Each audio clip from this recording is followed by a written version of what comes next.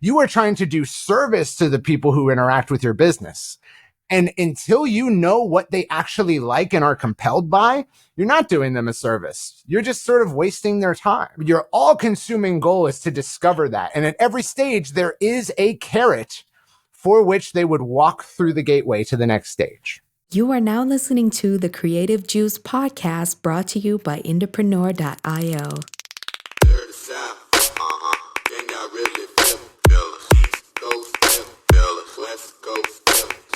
What's up, indies? Welcome back to Creative Juice. This is the podcast where we cover growing and monetizing a fan base and building a music career with marketing strategies that are working right now based on what we see every single day inside our music marketing agency and across our community of thousands of artists and bands. I hope you enjoy and subscribe. This is episode 388. I'm your host, Jack McCarthy, and with me as always is Circa to talk today about data. Cirque, what's up, dude? What's up? How are you, my friend? I'm doing all right, dude. I'm doing all right. I'm so excited to be here on an early Tuesday morning edition of Creative Juice. Today, we're going to talk about data that you can actually use in your music business as an artist and why data isn't just a buzzword. Today, we're going to prove it to you. Hell yeah. Every single day, we use different types of data when helping our artists in their marketing and growing their revenue at our agency and inside our Indie Founder program and inside Indie Pro. And we wanted to bring to you guys some actually actionable data that you can pay attention to, metrics and things that can actually move the needle and move the ball forward for you and not just get you caught up in like buzzwordy, like, oh, we got to track the data kind of language that you often hear in the music industry with no real clear indicator of where to go with it. So we're going to just dive right in. There are two core categories of data that we want to talk about today and give you guys kind of a roadmap for. And those are your metrics-based data. And this really tells you how particular actions in your marketing are resonating with your fans, what it's driving them to do and how well it's doing and where you can improve. And then the other is audience data. And these are really like opportunity type data. So we're going to dive into both of those and give you guys a few specific pieces of data that you can pay attention to and look at today, actually understand what they mean by the end of this episode, and then hopefully give you a little bit of data sauce to be using in your music business every day from here on out. So I'm very excited. Yeah. And I think that the music industry at large and then around them, the tech industry has kind of wrung out the towel on the word data. It has all these connotations associated with it. First, for those who don't understand what it's meant by it, it's just going to be automatic confusion. You hear the word data and you're like, okay, I don't understand. Brain shuts down right away. Yeah. And even for those who do understand it, it's got this like cringy association with all the people who have like talked about it in ways that are, you know, not necessarily helpful or on track with reality. So maybe we could just simplify it and just say the numbers. All right. We're going to give you the numbers. I love that. Yeah. You need the numbers to run your business. And when they say know your numbers, these are the numbers we're talking about. So this is how to know your numbers and the numbers that matter. Yeah. Good, great point, and a great jumping off point here. Let's get into core metrics data. We're going to talk about advertising first, because if you're trying to grow a music career at some point, you're going to find yourself in advertising land, and there are data metrics that you need to be paying attention to. And there's going to be a lot of them, and it's going to overwhelm you. And the first time you're inside of an ad platform, whether that's Meta, whether that's Google, whether that's TikTok, you're going to feel like you're in a submarine and that there are a million buttons and gauges and dials, and you're not going to know what to do with them, and you're not going to know which ones to look at. And there are a few that are really important throughout your career as a music marketer. And so we're going to point you to those right now so that you've got a clear path of where to go. And the first one is cost per click. Essentially, it's the amount of dollars you've spent divided by the number of clicks that your content has driven to wherever it's driving people, and that gives you your cost per click. This is an especially relevant data point at top of funnel, where you're driving audience growth, where you're trying to send people to, for example, from your music video to a DSP, and you're trying to grow an audience that way. Cost per click is really great at giving you an indicator of how your content is performing in terms of taking people from one place to another. Yeah. And you can really think of this as like, look, where do we buy attention, right? When we're advertising, we're kind of buying attention. Where do we buy it? We buy it at the traffic store. There's a lot of traffic stores. There's Facebook, there's Google, there's Twitter, there's YouTube. There's all types of traffic stores. We go to the traffic store, and it's a lot like Costco. They don't sell you one person or one eyeball. They sell you bundles of 1,000 eyeballs. What do they cost? The cost is variable based on how many other people want to buy bundles of the same types of eyeballs that you're buying. So you're going to buy a certain type of eyeballs, ideally the type that likes your music.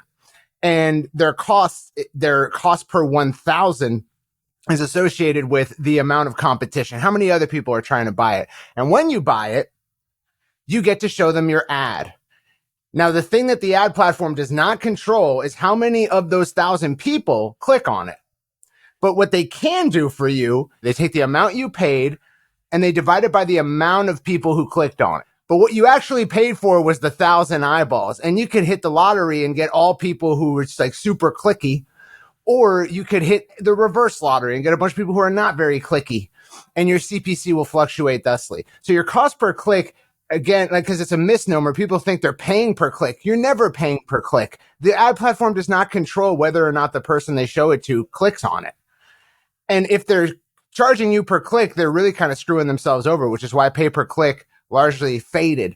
So when you were talking about cost per click, we're talking about how many people out of the 1,000 eyeballs you purchased actually clicked it. Let's divide what you paid for those 1,000 people, those 1,000 eyeballs, by the amount of clicks you got. So just a little clarification on that, because you might mistakenly think that you're buying clicks, but you're not. Totally. Yeah, that's a great clarifier.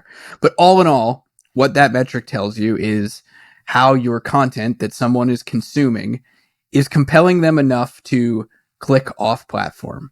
Usually at top of funnel, which we're talking about here, is you're sending them to like Spotify or Apple Music or something like that. Going a bit further, we're going to flip on over to email marketing land. If you are emailing your fans or, texting your fans, this kind of applies too, but let's keep it in the realm of email just to make it simple for you guys. Email open rate. What this does is it tells you how well your subject lines are performing, how well it's capturing people's attention when they see your email, and the first thing in the subject line, when it lands in their inbox, it tells you how compelling it is for them to open. And if it's low, then you probably want to work on your subject lines. And if it's high, then you're doing a great job, and keep it up. Yeah, this is one where you got to be careful these days. We used to be able to look at, so basically what it does is your email, right? When you get an email, it's HTML. It's like a web page. And when you load it, it loads all the code that is in the email, right? Every email you get is technically code. And so when you open an email for the first time, it loads that code for the first time. And there's a little tracking tag in there that when it runs for the first time, because you opened it, it sends a beacon back to the person who sent it and says, hey, this was open, right? So it's a little like notification to the sender to say, hey, this is actually open. Now, the problem with that is that around 2020, your email inbox started opening all your emails for you and running that script. Mm-hmm. So it became the case that we could no longer trust what our open rates were saying because bots were opening it. So it didn't necessarily mean that you opened it. And so that's just a little thing to look out for, is that your open rates are going to be really high. And you might look at a statistic from the 2010s and say, oh, average open rate's 20, mine's 60. So that's great. I'm doing great. And it's like, well, not really. You're probably lower than that old average, but it's just the case that it's fundamentally different now. So just something to look out for. It's a helpful disclaimer to know that open rates are by their nature inflated now. So approach with caution, especially if you haven't emailed your list, say in 4 years, and maybe you're looking off of 4 years ago data and being like, wow, dude, I got so much better at email marketing since then. Look at my open rates now compared to then. Like, I must have leveled up. I don't know what happened. An email marketing genie sprinkled its fairy dust on me or something. That's a helpful disclaimer. Thanks, Circa. No problem. The next one is email click-through rate, still staying in email here. And what this tells you is how your email copy in the body of the email and your calls to action are performing in terms of getting your fans excited enough about what it is that you're sharing with them, the story that you're telling, the offer that you're making in the email. How curiosity driving enough is it to get them to click through after reading? It's the number of people that are reading your email that are actually then clicking through. Expressed as a percentage. Yeah, and this actually hasn't been as corrupted as the email open rate. No. So we can more reliably trust this number. And so it's actually been really helpful because as open rates have inflated, we can kind of ground them with historical averages about click rate that you could infer about open rate.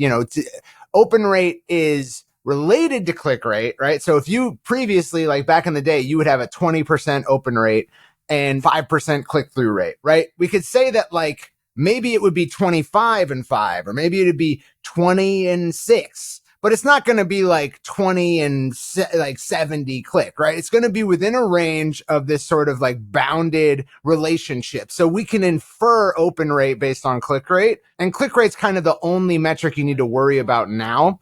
Unfortunately, it's related to, it's the click rate is the amount of people who opened it that clicked on it. So it's a little bit corrupted by this open rate issue, but it's the more trustworthy metric these days is click rate, especially total number of clicks. If we could just say some platforms will measure your click rate is like out of the people I sent it to, how many clicked it, and others will measure it based on out of the people who opened it, how many clicked it. And you kind of want the first. You want out of all the people I sent it to, how many clicked? Because then you don't have to worry about open rate. If you can get that number, it's a much more highly reliable number. Out of the people I sent it to, if I sent it to 10,000 and 100 clicked it, I've got a 1% open rate. Great. That's a trustworthy metric. And it tells you a lot more about business value and stuff you can rely on. So just a little clarification. If you're doing email marketing, try to always sort of track and rely on out of the people I send it to, the total number of emails I send it to, how many total clicks did I get? And that's your click-through rate. I'll give you guys a little secret about click rate here when it comes to email that I think a lot of artists miss out on is if you're seeing low click rates or lower than you would like, and you're not sure how to improve that, you should look at how often you are making calls to action in your email. Because when I write email copy, one of the first things I do is if I'm trying to drive people to, for example, a new product in my online store, right? My new record, I'm going to have the hyperlink in that email at least 3 times in 3 different ways. And I'm going to be making the call to action a few different ways, usually subtly in the first, 2 line breaks where I'm announcing something. I'm going to have a naked URL, an actual URL that's easy to click and easy to understand that it is right there staring you in the face. And then I'm probably going to have it again in right before the sign off of the email or in the PS section. And if you're only including one call to action, a surefire way to increase your click rate is to bump that up to 3. Totally. Yeah. And so one thing about email marketing and what's cool about it is that it mirrors direct mail from the 1910s through the 1970s, which is, it's a different environment in which to, and the type of marketing Jack and I are super nerdy about and know a lot about, the history of, is direct response. And direct response, really the kings of direct response marketing were all direct response copywriters. They wrote words that sold. When you're writing copy for a landing page and designing a landing page, when you're writing copy for an ad and designing an ad these days, this is known as interruption-based marketing. In a lot of cases, the people who see your ad and the people who end up on your landing page, they were not in the mood to read messages right then, right? You interrupted what they were doing and you inserted your message into that flow. So they're kind of off of what they were doing previously, and you managed to coax them away from it. But when I go to my email inbox, I'm reading mail. Right? When I open my mailbox and I grab the letters and I sort through them, I'm reading mail. That's the activity in which I'm engaged. And so your words matter a lot more in email and can have a much bigger or more pronounced effect in email than they could on a landing page or an ad or a social post or whatever, because people are in the mood to read their mail. That's what they're doing right now. So if your subject line is more captivating, you're going to get more opens and clicks. If you improve the structure of your email. And we have a great lesson in our Indie Pro member area called the anatomy of an email that goes over how to break down your message in an email, any email, into sections that are going to drive more clicks. This is the one area where like writing the right words is not woo. It's not like fluffy, like, earth magic, right? It's like, it's real. It can have a real effect on your numbers. And so just like Jack said, what we like to do is you have a big call, the primary place you're putting your link is you're saying, click here to call to action, like a set of verbs, right? Click here to do this thing, colon, or, a greater than symbols, like all the way down, the link. And the link is hypertext. So it's the URL and it's blue and it's clickable. Okay. Then you want to also have an in-text hyperlink, meaning in a paragraph of copy of words that people are reading, one of the words is highlighted in blue, doesn't have the URL like visible, but you can click it, it goes to the same URL. And then in the PS, yet again, including the link, it can be hypertext, it can be inline links, like the text is actually linked, or it could be just the link. So that's 3 different placements. It doesn't feel weird. It increases click rate, and it's like super helpful, right? It lets you know this email's about this link. Okay. That's what you're supposed to do here. And then further, email's the one place where I would say, let's over-index on psychology and copywriting, because it's going to matter more than anywhere else. The only place? It is, because like, for instance, like, can I say that copy is more important than design and offer on a landing page? No, I can't really. I could say you could have a terrible design and a great offer and terrible copy, and your landing page will work even better than someone with a bad offer and the best copy in the world. Yeah, true. But in email, we're driving curiosity. We don't actually want to reveal offer in most cases. We want to drive curiosity through. We want to build mystique around like, what's on the other side of clicking this link? Go find out, right? Like that's more often, not always, but more often the case in an email. You want to get them to go to your landing page and start reading. And so it behooves you to not like ruin the surprise, not to over disclose in the email. You want to be a little bit mysterious. You want to drive curiosity. You want to build up desire and attention and interest, and then just deliver it to the link. And so it is the one unique place where I think copy uniquely matters in an email. And there's some copywriting tools of the trade that you can use to raise your click rate. Yes, definitely. And those are all great points. And I'm glad you expanded upon the 3-pronged fork link process in email, because it's so important and it's so easy to miss, especially if you're new. So hopefully you guys got something good out of that. The last one, we're going to bop back into ads land for a second here, into advertising. And this is your cost per acquisition. And this applies to both getting signups for your email list, leads, subscribers, and it applies to sales. So it's your CPA as far as getting leads or sales. And what this does is it tells you, one, like how your offer, the thing that you're offering to your audience in an ad, is converting, what it's costing you to get that action, what it's costing you to have somebody signing up for your email list or buying the thing that you're selling. And this is really important if you know your numbers, if it's profitable that you're doing so. Yeah. And so when you're just starting out selling things to an audience, you're not really going to know what an average customer is worth. That is, the average person who has bought anything from you. How much actual dollar value have they given over to you in exchange for goods and services? Now, we know after running Indepreneur for 8 years, we have pretty good, reliable data that if someone becomes a customer of Indepreneur and they join our Indie Pro membership, they're at least going to stay for 5 months on average. Now, that average can go up from there. It doesn't usually go down from there. So some people will stay for, 7 years, as has been the case, and some people will stay for 1 month, but it nets out to about 5 to 6 months on average.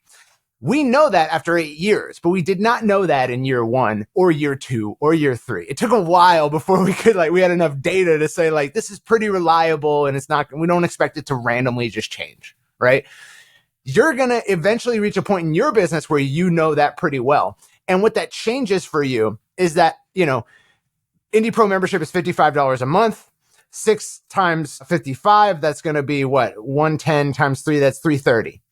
So we know we can spend up to and including $330 and not be in the red necessarily on our acquisition of customers per customer. Ideally, we're spending more like $100, $150 at the worst, right? Ideally, we're spending lower than half, but we know our numbers enough to know here's what we can spend up to acquire a customer and not lose. Now, that's just in the Indie Pro. Some people stick around, are Indie Pro members for a while, then later they develop their career so much that they want to get one-on-one coaching and kind of go to the next level. And so some of those people will end up in coaching. We don't calculate that into our safe average. But even if we were purchasing at break even, $330 it costs us to acquire a customer, even if we did that, we probably would still eventually make some kind of profit. Right. Not, Right. Not one that you can necessarily like run a business with a team on, but enough, right? To say it's not in the red. But we choose a safe average. The point I'm making here is that you're not going to know that number initially. And so your goal is just to keep your CPA super low. But what you want to be preparing yourself for, because it can be a hard switch cognitively to make, is that I don't want to spend low. I don't want to acquire customers for low. I want to acquire customers for the maximum I can while still generating the profit I need to run my life and my business.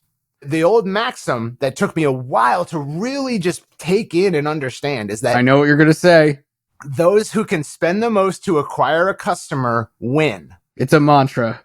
It's a mantra. It's every direct response, and even more branding style marketers know this and say it and know this phrase. And you might be inclined to think, okay, but this only matters for people with like competitors, right? Like if I'm a memory foam mattress company and I can outspend every other memory foam mattress company, they can't get any customers because I'm outspending them. I win every bid for 1,000 eyeballs. They're not getting any eyeballs. I'm starving them of eyeballs.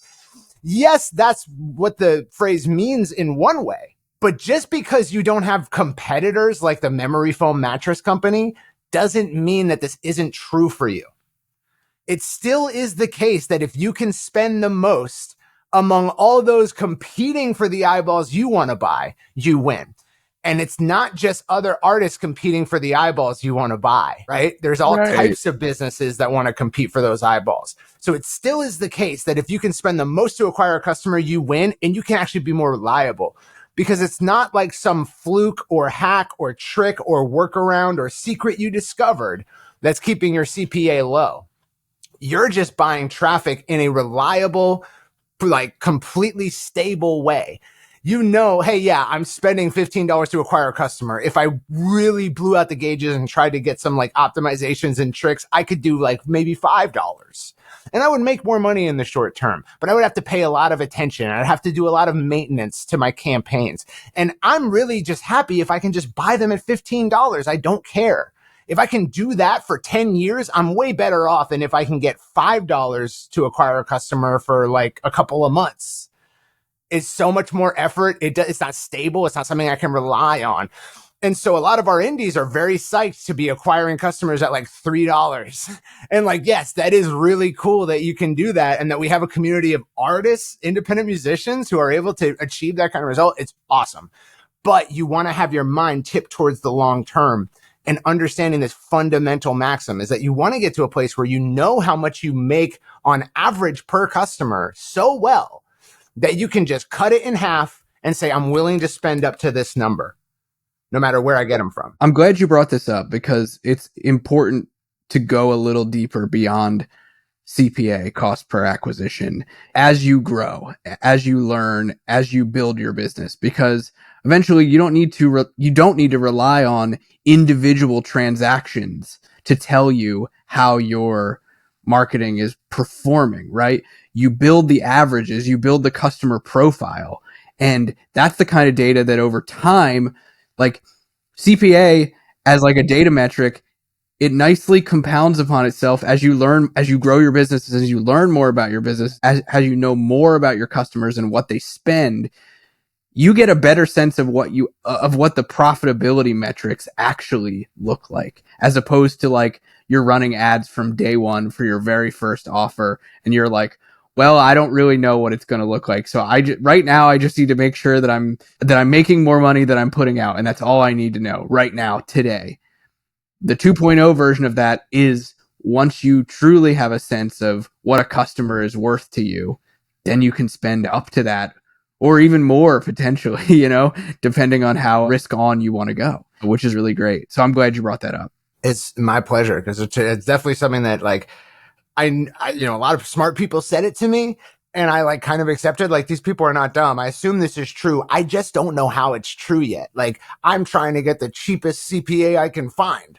I'm not trying to spend more to acquire a customer. Now I get it. And it took 8 years. So hopefully I can shorten that time frame for you and kind of explain it how I've come to understand it. Let's do a bonus one, since we were just talking about going deeper on things. Let's do a bonus one under this category real quick. And it is your landing page conversion rate. I want to make sure we touch on this briefly. This goes a little bit deeper on beyond front end metrics. And what this is, it's the number of people that actually landed on a page that you sent them to. It might be a sign up page. It might be a sales page. And it's the number of people that landed on that page divided by a number of people who actually did the thing that you wanted them to do. Sign up, buy, whatever that is.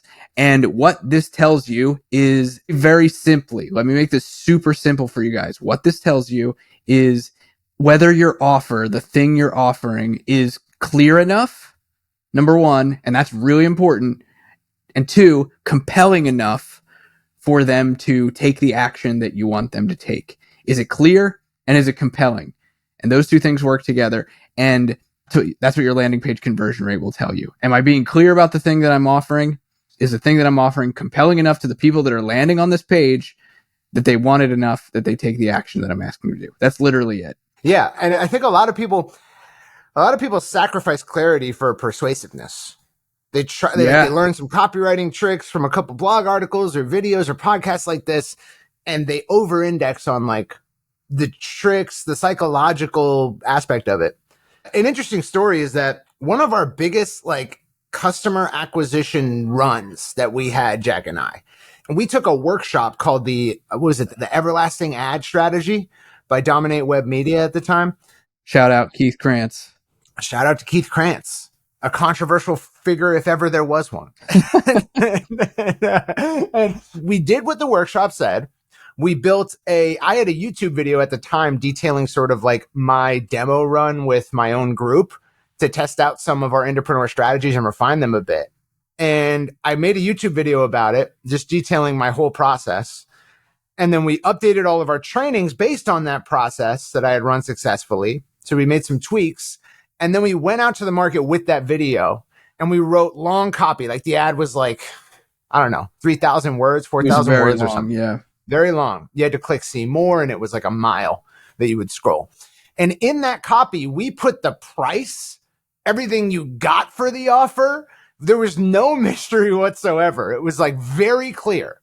And what that did is it created an environment in which, to buy this thing, you likely watched a 12-minute video, saw the exact price, and knew everything about the offer before you clicked to the landing page. There were no surprises whatsoever. But with that clarity, what happened was the only people who clicked on it were people who were very interested. And so the only signal that the Facebook ads optimization algorithm or machine learning model got, the only signal it got about who to show this to, the only clicks it got back, the only feedback it got, was people who were hyper qualified.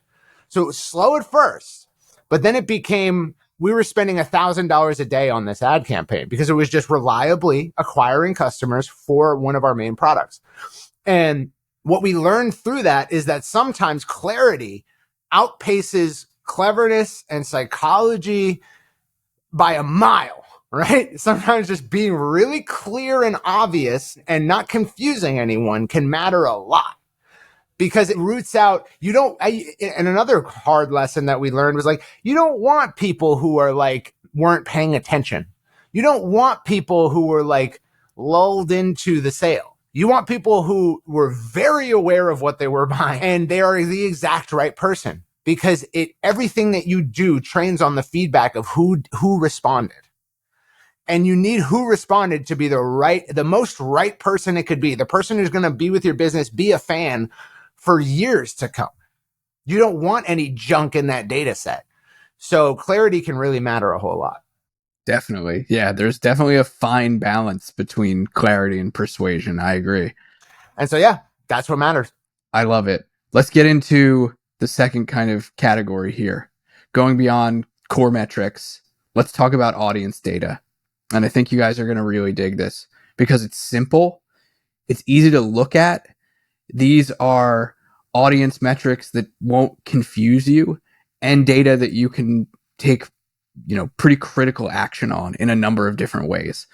I'm going to break down the first three in one shot for you, and then we can talk about what they mean. The first one is your number of subscribers. That's people that are on your list that have never bought from you. The next is your first-time customers.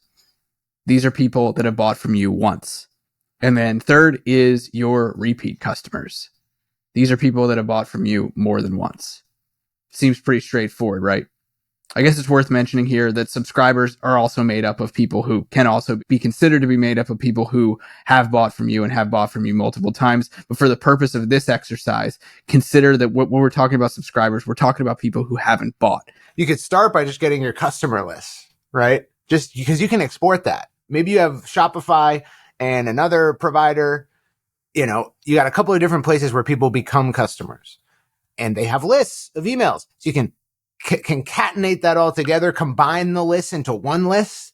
Then you can go to your email list and you can tag everyone on the customer list as a customer. And then you can create a segment in your email list that is people who are not tagged. People who are on this list but are not tagged as a customer. That's your subscribers that we're talking about. Then you can divide customers by amount of purchases. You can say if amount of purchases is less than 2, that's your first time customers. If it's more than 2, that's your repeat customers. And now you have all 3 lists. Exactly. And there are 2 opportunities that arise from these types of audience data that you need to know about. Number 1 is your number of subscribers and people that haven't bought from you. That is your opportunity to create more customers. These are people that you can directly reach out to one-to-one, and you can make them offers as many times as you want until they eventually say, please stop emailing me, Jack. Please stop texting me, Jack. I actually don't want anything from you. Hopefully they don't say something like that. You don't want them to hit the unsubscribe button, but if they do, that's okay. Don't worry about it. It happens. But these people are your opportunity to take people from a fan that is kind of orbiting you and has gone a bit deeper to be in communication with you, but they haven't bought yet. You can turn them into customers. That generates revenue for your business. The second opportunity is between the first-time customers and the repeat customers. The delta of those 2 is your opportunity to create more customers, to create customers that buy from you again and again. That's the process of what we call ascension, right? It's ascending a customer from I bought for the very first time to I bought again because I really liked the thing that you gave me, or I really like the cut of your jib. Yeah. And the reason that this matters a whole lot is just, what do we facilitate? We facilitate movement through a relationship. That's really what we do as marketers, is we say, okay, we have people who have never heard of you before. We want them to know about you. We have people who know about you, but haven't really done anything with you. We want them to do stuff with you. Join your email list, go to your website. We have people who have done that, but haven't ever bought anything from you, or they're not on your email list, but we want to move them. So in every stage, we facilitate movement. That's what we do. And if we don't know who's in each stage, we can't facilitate that movement strategically. We can't attack it. We can't form plans and strategies to make people move from one stage to the next. So once you know that you have these subgroups, well, they're in different stages. Subscribers who haven't bought, what's the next thing they should do? They should get an offer that you should keep trying offers that would be compelling to them until you find out what is compelling to them that gets them to become first-time customers. First-time customers, they should become repeat customers. And until you've cracked how that happens and have a reliable answer for how it happens, you don't know. So your whole goal is to try to discover the way that your particular audience is compelled to buy again or to continue to transact with your business, right? We're not tricking people into buying. We're not like doing some kind of like hack. We're literally trying to discover what they want and then offer it to them. It's a much more service-based approach. You are trying to do service to the people who interact with your business. And until you know what they actually like and are compelled by, you're not doing them a service. You're just sort of wasting their time. Your all-consuming goal is to discover that. And at every stage, there is a carrot for which they would walk through the gateway to the next stage. Exactly.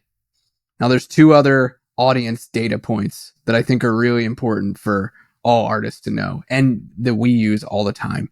Number one is your customer lifetime value, your CLTV or your LTV. Circa already teased this one, which is really great. This is in many cases, the average of what a customer will spend with you over their lifetime. And this is really helpful for knowing what you can spend to acquire a customer, which Circa already talked about.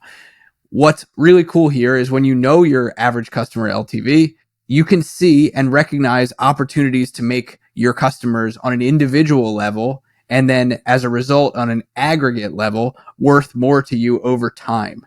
And the way you do this is by offering them more cool things, more opportunities to be involved with you, and potentially even offering certain subsets of your fans high ticket offers that then when they take it, it will bring up the overall average of your customer lifetime value. And we did an episode recently on high ticket, and we'll link to that in the show notes so that if you guys are interested in learning how to do that, you can. But customer lifetime value, Circa, is there anything else you want to say about lifetime value, since you already touched on it and I forgot that we were going to talk about it in the section? Just to say that, like, this is a tricky one because you're going to learn about it far in advance of when you can actually deploy it and make use of it. Yeah. Just like I did, right? You're like, okay, I just started my business. I just barely got my first set of customers. What's my LTV for all my customers? It's the price of the only product that I offer. And it's going to remain that for quite a long time, right? So it's like, man, this isn't very useful. And you shouldn't try to force it to be more useful than that for a while until you have like depth up to like 5 purchases and you have like maybe more than 500 customers.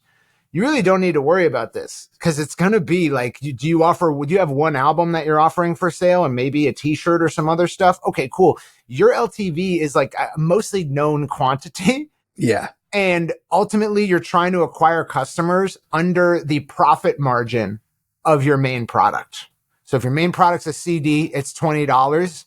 In order to recoup the cost of producing it and recording it and then printing it, maybe your profit margin, let's say it's like $12. Okay. Well, you want to acquire customers under $12. There's no reason to measure LTV. Like if you don't do that, you're kind of screwed, right? Unless you have like a good budget to like go into the red of it. So you don't need to worry about this immediately. But once you start you have a larger product set, you have customers buying 1, 2, 3, 4, 5 times different products, and your customer list has expanded to hundreds, then you can start to look at, okay, let's take all the sales and divide it by the amount of customers total, wholesale. That is our LTV. That's your LTV. That's another way this is thought of, which is a more useful metric, is lifetime gross profit per customer. So you would actually have to not take sales revenue, but take the profit of the sales revenue, which is lower, and divide that by your amount of customers. And that is more useful because it doesn't lie to you. Yeah. You could be, I could be selling $100 bills for $1, and I could have the craziest sales revenue in the world. And I could have, like great LTV, but ultimately I'm losing money hand over fist. So it can lie to you. And gross profit's more, it makes more sense. But you don't need to worry about any of that to start out. If you're just starting out, you have one main product, figure out what your gross profit margin that you make per sale on that is, and then try to spend like less than that to acquire a customer.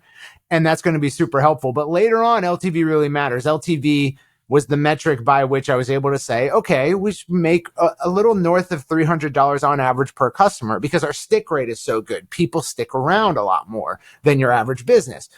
So now here's what we can afford to buy customers for. And that includes one more thing I'll say, just to loop back, is that once you know what you can spend to acquire a customer, and it's not just like $5, right? The reason that it's powerful to know I can spend up to $50 to acquire a customer, and I might lose money in the first month, but after 6 months, I'm making money reliably. The reason it's helpful to know that is because you could say, well, my CPA, the amount in advertising I have to spend is, just to be safe, $10. That leaves me $40 to play around with. And I can surprise and delight and deliver a dream come true experience up to and including $40 more. I could print, name tags with my branding and their name, send it to them in the mail, and still be making money. What kinds of cool things could you do to make your customers be like, whoa, this is awesome? Imagine, this is a wild example. Imagine you're selling a CD, right? One CD. Imagine the surprise to your fans if when that one CD arrived, there were actually two. Yes. Oh my God. Yeah. Like an entirely secret record that nobody knew about. Imagine that. Yeah. So you can take that, whatever the delta is between what you're getting customers for now and what you can afford to get customers, whatever the difference, you can take that number and you could spend it on what they experience after they buy. You could spend it on what they experience before they buy too.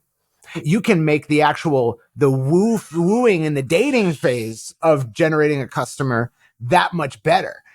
So it really allows you to, up until the point that someone clicks purchase for the first time, and immediately after in the delivery phase of that product, you can spend that extra money to make it better. Yep. And sometimes you want it. So like there's different strategies. You could do it before the purchase and increase and outspend everyone competing for those eyeballs and increase the experience, and you'll get more sales. Your sales rate will increase because your wooing phase, your dating phase, where you're trying to engender someone to your brand and you as a person, you're spending more on them and they're going to appreciate it. You're going to get more sales.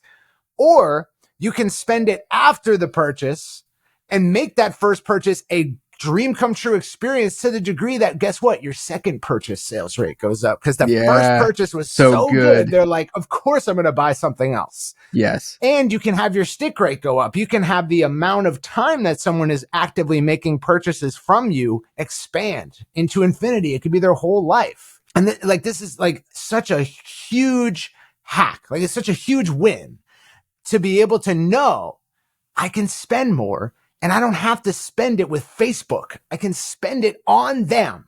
I can make their experience better, and it can increase any metric in my business that I'm already tracking. I can look at what it was before, implement this like dream come true experience amplifier that cost me money, and then measure it after and see what did this do for me. And maybe it ends up that in spending more, you make more on average. And they get a better experience. It can be great for all parties involved, except Facebook, because you're not giving them the extra dollars. But like, that's such a cool thing to know that like, wait, this can be a win-win. You can win and they can win. If you give a customer a better experience, everyone wins. This is great. That's what's so cool about business to me when you start to look at it through this lens. 100%. I couldn't agree more. That's why it's so powerful. That's why it's such an important audience data set to be paying attention to, especially as time goes on. Once you're past the initial phases of like actually building a business that has some revenue and some customers in it, man, the unlock there is enormous. It's enormous. The last one that we're going to talk about, and we'll end with hopefully what is an obvious one to you guys, but if you're not tracking this and you're not collecting this kind of data, you should be. It's your subscriber and customer location data. And this is very obviously super useful for marketing your tours and for even building touring routes. And this is so simple to collect when you're selling, especially like if you have a store, you're collecting this data naturally. You just might not be using it. If you are not selling, this is very simple to start to build up by simply surveying your fans and asking them where they want to see you play as you start to build up an audience and build up a buzz. People are going to want to see you. So find out where they want to see you and then talk to them as if you know where it is. I think this is something artists critically don't use this for that they should, is like when you've got location data, talk to your fans with the knowledge that you have about that. Like, don't be afraid to do that.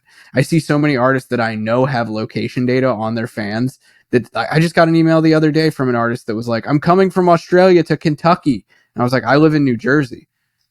And you know that about me.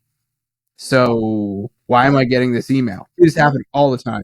Yeah. Yeah. I'm offended. You know, this is a tragic thing that's been done to businesses and to people in general, is that the world, culture, media is not honest about what people actually care about.